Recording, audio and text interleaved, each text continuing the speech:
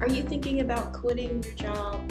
Well, I've been there. So, if you want to quit your job in the best way possible and make sure that it's the right decision, here are three questions that you might want to consider.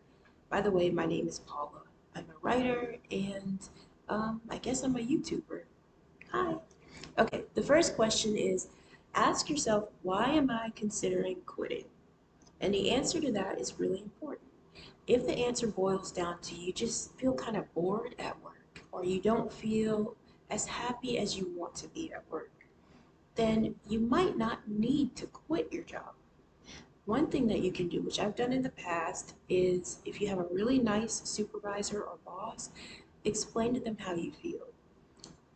Like maybe let them know, I want to do something a little bit more creative. Is there a way that I can be more creative for the company? Like maybe I can shoot some video or um, design and help design a new logo or something like that. Just talk to your boss about it if they're the kind of person who would do well in that conversation.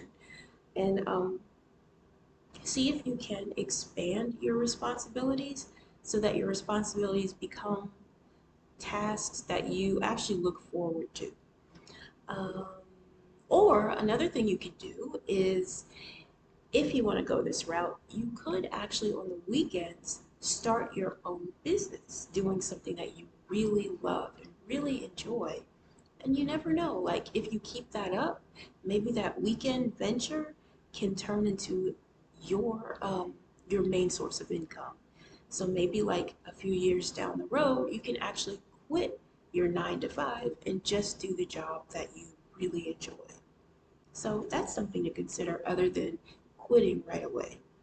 Now, if the answer to the question, why am I considering quitting, it boils down to like I don't make enough money to take care of my basic needs, or I'm being bullied, or being treated with prejudice, or harassed at work, then yes, it is definitely time to go.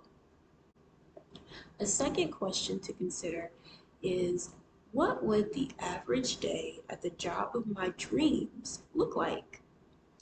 And this one's kind of fun.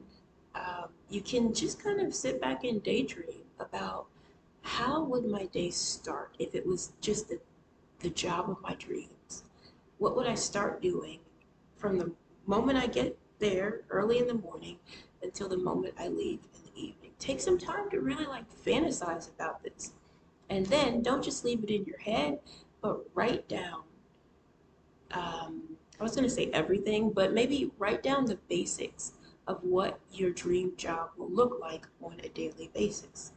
And then, after you've written that down, create a vision board that kind of illustrates that in a visual way. So after you have your vision board, then the next thing you can do is write down some practical yet simple steps that you can take to make that more than just a dream, but a reality. How can you make that happen? Because you can.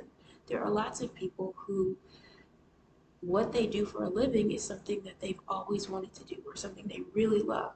And that can happen for you. You just have to take the right baby steps, little by little, to get there. The third question you might want to ask yourself, which I think this is super important, is what is my exit plan? Because the last job that I left, I didn't, I had an exit plan because there was I've talked about it in other videos. One of my supervisors was just a bully and it was like affecting my health. And I had a long term exit plan, but one day it just was so bad. I was like, no, I gotta quit tomorrow. And I'm glad I did that for my health, but I am very sorry that I didn't get to carry out everything on my exit plan because that would have saved me some financial hurdles.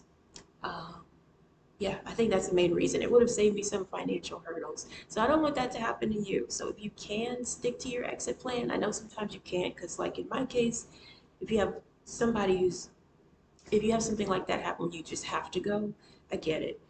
But um, an exit plan can really help you out. So here are 3 things that you definitely want to include in your exit plan. The first is a specific date that you plan to give your 2 weeks notice.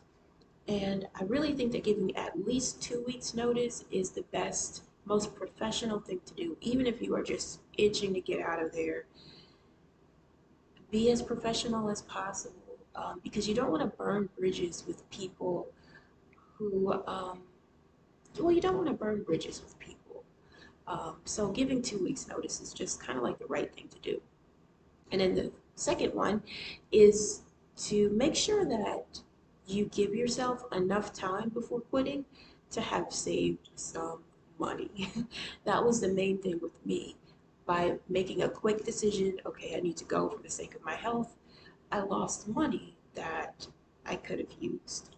So make sure that you give yourself enough time to save some money, um, for your upcoming rainy day. And then the third thing is give yourself enough time to have looked for and found another job.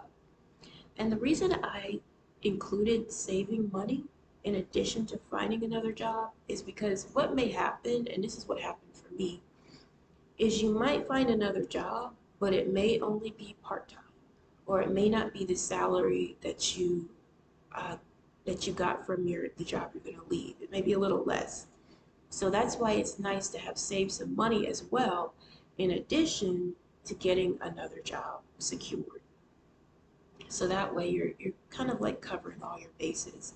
So those are the three questions that I would suggest kind of really sitting with yourself and thinking about before making the decision to go ahead and quit your job. I hope that helped. If you liked this video, please like it on YouTube and also subscribe to this channel.